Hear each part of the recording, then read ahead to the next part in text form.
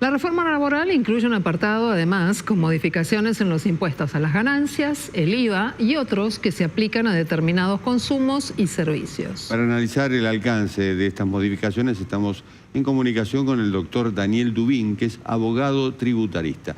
Doctor Dubín, buenas noches. Hola, buenas noches, ¿cómo están? Bien. Jorge, ¿cómo están? ¿Se puede crear un fondo para despidos con baja de impuestos como se propone en este proyecto? Me parece que son dos cosas diferentes, ¿no? O sea, creo que el fondo que se pretende crear, el fondo indemnizatorio, evidentemente va a salir de aportes que deben hacer los empleadores. Con lo cual, si yo no entendí mal, porque esta no es mi especialidad, ¿no? Pero lo que se sustituye es el sistema indemnizatorio por un fondo de previsión donde al momento del distracto laboral se acude a ese fondo para afrontarlo. El impacto impositivo que podría tener la creación de ese fondo sería permitir su deducción del impuesto a las ganancias, tal como hoy se permite la deducción de las indemnizaciones por despido. Entiendo que desde ese punto de vista podría tener un efecto tributario. Y cuestiones que tienen que ver con dar el debate en la Cámara de Senadores cuando se cambian impuestos, genera algunas controversias y algunas discusiones sobre esto, si esto corresponde o no. ¿Su mirada cuál es? El tema es bastante más complejo, Silvina. Claramente el debate se puede dar con mayor intensidad en la Cámara de Senadores, porque los senadores representan a las provincias. Y cualquier baja de impuestos en este sistema, en el actual sistema nuestro que está vigente desde la Constitución del 94, cualquier rebaja impositiva de los impuestos que recauda la Nación y que son coparticipables, evidentemente repercuten en una menor distribución a las provincias. Entonces, si la provincia no ajusta su presupuesto o no busca fondeos diferentes a los que le provenían de la coparticipación, en la Cámara de Senadores debería darse un debate bastante más áspero, ¿no? Entiendo por... Todas las provincias van a aceptar una baja de la recaudación. Claro. Ahora, no son tantos los impuestos que se bajan. Hay un informe del Instituto Argentino de Análisis Fiscal que dice que son 8 los impuestos. De 155 quedarían 147. ¿Es correcto esto?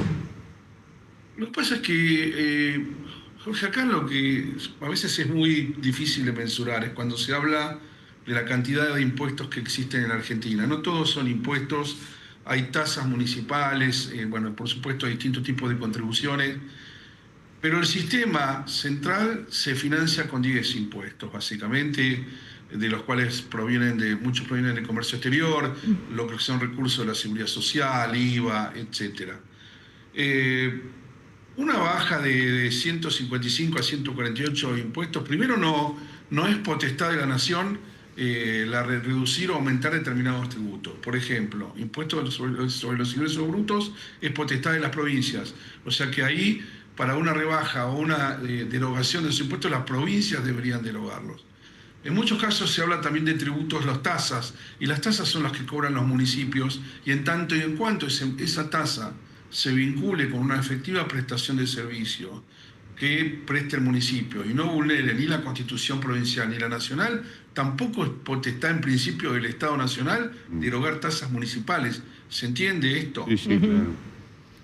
Sí, y en este sentido, esta reducción de impuestos que propone el texto, ¿en qué beneficia al trabajador? Porque hablamos de la constitución del Fondo de Desempleo, pero con una quita para el financiamiento para las empresas. ¿Pero para los trabajadores? Silvina, en este proyecto, acá hay dos cosas. En este proyecto, en esta ley, donde se modifica el régimen laboral, los acápites destinados a temas impositivos no impactan de ninguna manera directamente sobre el salario de los trabajadores. No hay ninguna reforma, ninguno de los artículos de esta propuesta de reforma tiene que ver con la remuneración de los trabajadores en relación de dependencia ni con los trabajadores en general. Esta reforma, estos artículos que están en este capítulo que entra ahora y que estamos hablando en todos lados, en realidad con relación al impuesto a las ganancias lo que hace es eximir las rentas que provienen de los alquileres de inmuebles, reducir la alícuota del IVA para los consumos energéticos del campo, para cierta actividad agropecuaria, y la derogación de impuestos internos para los seguros, automotores y embarcaciones. O sea, nada más alejado de lo que podemos pensar un beneficio al del asalariado. Claro. Hoy no está, incluso hay una reducción de la tasa del impuesto para las sociedades, pero no hay ningún artículo en este proyecto que tenga incidencia sobre el salario. Lo que está dando vuelta es el primer proyecto anterior, el que ya tendría estado parlamentario, pero que no es el que estamos hablando ahora, que habla del concepto de inocencia fiscal, algún tipo de simplificación de las normas tributarias y alguna reducción, lo cual sería sanísimo. Pero no es en este proyecto en donde se trata esto. El único que aparentemente podría beneficiarnos es el impuesto a la telefonía celular. Claro, pero para el consumidor, el que tiene celular sí, porque se elimina impuestos internos a la telefonía celular, a los seguros y a las compras de automotores y embarcaciones, Jorge. O sea, pero eso tiene que ver con los consumos. Y si me preguntan ustedes cómo lo veo, yo siempre creo que el sistema tributario tiene que ser progresivo, es decir, creo que es algo que está aceptado unánimemente en general por la doctrina, que pague más impuesto aquel que tiene mayor capacidad contributiva.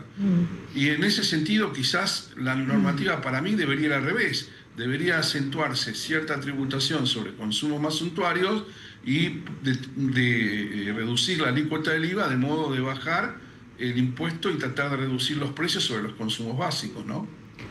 Y los aportes que tienen que ver sobre salarios y aportes patronales, ¿se modifican y en todo caso puede llegar a afectarse la recaudación necesaria para sostener el esquema jubilatorio, el esquema social de salud?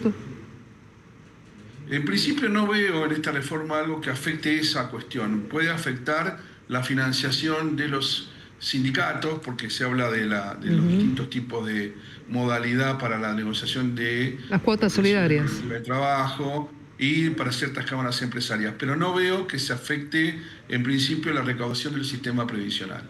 Por ahora eso no está en juego, ni la obra social, ni la seguridad social, ni la recaudación del sistema previsional. Que la verdad es que de todos modos sería una imprudencia hoy afectar esto, dado ya lo vemos en lo que hoy se paga de jubilaciones que el sistema no puede afrontar. Si encima se le reduce la recaudación, los pagos a los jubilados quedarían totalmente si ya están atrasados, imagínense con una reducción de esa recaudación. Justamente por ahí creo que no es donde debe pasar el tema, pero sí es interesante el planteo sobre la reducción de los costos laborales entre los que la indemnización por despido ocupa un lugar importante. Insisto, no es mi especialidad, pero entiendo que gran parte de la reducción de los costos laborales va por ahí. Desde su punto de vista, doctor Rubín, como especialista en cuestiones impositivas, ¿cómo ve el proyecto? Yo tengo mis discrepancias con el proyecto, no con este proyecto en particular, con este proyecto que tiene que ver con legislación laboral. Coincido en muchísimas cosas. Creo que de todos modos hay que, como se dice vulgarmente, barajar y dar de nuevo en el sistema de reglas laborales. El sistema argentino tiene un sistema muy antigenerador de empleo y muy tendiente a generar informalidad. Desde ese punto de vista creo que es sano simplificar y volver, no cercenar derechos, pero sí poner las cosas en términos de competitividad. El sistema tributario argentino en general no apoya, no ayuda a la competitividad, y en este punto hay cuestiones que no son solamente del Estado Nacional. Por un lado, la rebaja de derechos de exportación que se materializó en el día de hoy, creo, ayuda mucho porque es un tributo distorsivo, pero los tributos distorsivos que se reconocen en el sistema y de los que todo el mundo habla son justamente esto, las retenciones y los derechos de exportación, el impuesto sobre los ingresos brutos, que es potestad provincial, y el impuesto sobre los débitos y créditos bancarios, que afecta notablemente la circulación de bienes y servicios y encarece el sistema. Está en carpeta un proyecto más amplio, según yo tengo entendido, que intentaría generar lo que se llamaba el super-IVA, que es una alícuota adicional al IVA actual, y la derogación del impuesto sobre los ingresos brutos.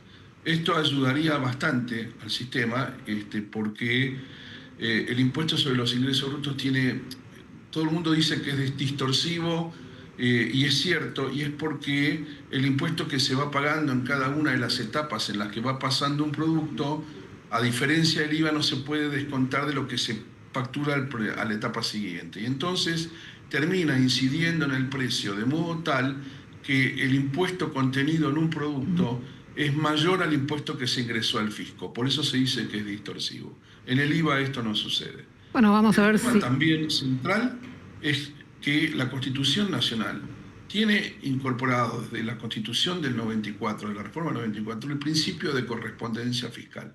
Y el principio de correspondencia fiscal dice que se tienen que reasignar funciones a los 3 niveles gubernamentales junto con los recursos para poder financiarlos. En la medida en que se reasignen funciones a las provincias y a los municipios, y esto ha sucedido, y no se le den los recursos necesarios para afrontar esos servicios o esas obligaciones, los municipios han, sobre todo, porque esto es lo más de todos los días, se han dedicado a generar tasas por servicios que no se prestan, distorsionando el concepto de tasa y encareciendo el sistema tributario. El doctor Dubín... Es una cuestión de replantear todo el escenario, replantear el escenario a nivel de los 3 niveles de gobierno, y eso requiere una negociación política muy intensa que, como decía Silvina, seguramente se va a dar en la Cámara de Senadores, más que en diputados, me parece a mí. Sí, y seguramente habrá que cumplir en algún momento con la necesidad de discutir una nueva ley de coparticipación federal. Tengo una última pregunta, es muy breve, pero apelando a su trayectoria como hombre de derecho. Hoy el ministro Federico Sturzenegger aseguró que la aplicación de la nueva ley, en el momento en el que sea aprobada, de modernización laboral, tendrá efecto retroactivo, sector privado, para los que están y para los que llegan y para los que están. ¿Es legal? ¿Es constitucional? Las leyes no tienen aplicación retroactiva, por lo menos hasta acá. No está prohibida la retroactividad de la norma civil en tanto en cuanto no afecte derechos y garantías adquiridos. Una norma puede ser retroactiva si no afecta derechos adquiridos. Y entonces la pregunta que uno puede hacerse, y que es una respuesta, un debate que seguramente se va a dar en estos términos, es si el régimen indemnizatorio previo a esta reforma era un derecho adquirido y por lo tanto no es susceptible de que esta norma tenga retroactividad. ¿Me explico? Sí. Si bien por un principio las leyes rigen hacia adelante, pueden ser retroactivas en tanto en cuanto no afecten derechos ya adquiridos. Y creo que acá el debate va a estar dado en que si el sistema indemnizatorio estaba o no constituía un derecho adquirido, ¿no? Doctor Daniel Dubín, abogado tributarista, ha sido un gusto. Muchísimas gracias. No, gracias a ustedes por llamarme. Buenas noches.